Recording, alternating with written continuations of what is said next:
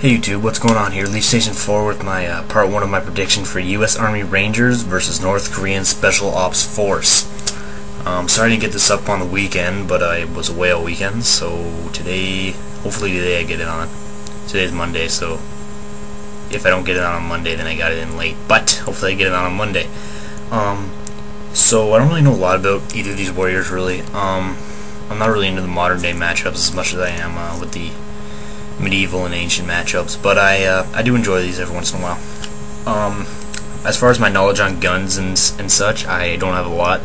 It's very slim, but I'm going to try my best here. Alright, so for short range, I'm guessing this is short range. The US has the M4 carbine, and North Korea Special Ops Force brings a Type 56. Alright, the M4, it's a lot like the M16. And we've seen one exactly like this used before with the Navy SEALs versus Israeli commandos. Navy SEAls used the M4. Yeah, it was the M4. They're basically the same thing, and we saw that it was very accurate. They use it as semi-automatic, but it can be fully automatic. So, you know, that's good. I think it's going to be a good gun.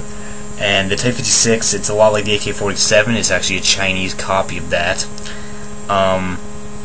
So that's really all I gotta say with those. But the edge here goes to the M4 carbine. I feel it's a more professional kind of gun, whereas the Type 56, it's more for guerrilla fighters. You know, the AK-47, we've seen that, you know, with the Taliban, the Somali pirates. You know, we've seen all these different guerrilla fighters, and they all use the AK-47, and which is a lot like the Type 56. So also the Type 56 is a Chinese knockoff of the AK-47. So I'm just thinking that, you know, it'll be probably cheaper, you know, cheaper parts, I would imagine. It just won't be as high quality as the AK-47. And even though the AK-47 is reliable, I think the M4, which is a lot like the M16, is it's a better gun. So edge goes to the M4. Alright, for long range, the US has the SR-25 sniper rifle, and Korea brings the PSL. Alright, the SR-25, it's again a lot like the M16. It has 60% of its parts are in common with the M16, so it's a majority. It's semi-automatic, and yeah, that's about it. The PSL is a designated marksman rifle. It has a maximum range of 2 miles, and it's semi-automatic. The SR-25 didn't give me an effective or maximum range. I don't know why, but it didn't. And I know very little about sniper rifles. I mean, to me this is a complete, you know, it's a toss-up. I don't really know it all. I'm just going with what I read on Wikipedia here and what I think. I'm going to say the PSL, only because it said that it was a designated marksman rifle, whereas the SR-25, it didn't say that. And, you know, I have no idea. Alright, but that's just what I'm going to say, and, yeah, I mean, I really don't know. So next is explosives. Alright, this one was alright. The US brings the M18 Claymore mine, and Korea brings the Semtex. The Claymore is directional, which means that it shoots shrapnel and uses C4, but it shoots it in a main direction. Alright, it doesn't, you know, shoot over an entire area. The radius of it, it's not like a circle. Alright, it's more of a like a triangle. You know, it expands from that part out. But you know, it does shoot the shrapnel. But also this isn't like the Claymore from Black Ops. It needs to be detonated. It's not like, you know, we all know in Black Ops how it's like, you know, 2 lasers stick out and when you hit them it blows up. It's not like that, right? It has to be detonated. So next we're going to look at the Semtex, and the Semtex, as we saw in the Israeli Commando and Navy SEAL, it does provide a bigger boom than C4, and but it does not have shrapnel within it. It can, like, make shrapnel based on the environment. You know, if it's in like a house or whatever, it could shoot some stuff in the house. But, you know, I'm just basing this on the explosive alone. And it is all directional, which means it is a circle. The Semtex is the center point of the circle. For edge, for explosives, I'm going to give the edge to the North Korean Special Ops Force for the Semtex, mainly because it provides a bigger boom than C4. And even though it doesn't have shrapnel within it, it is all directional. Whereas the Claymore, you have to be in its, you know, its firing area, I guess. And, you know, if you get behind it, it's not going to do you any damage. If you get even to the sides of it a bit, you're probably going to escape any injury.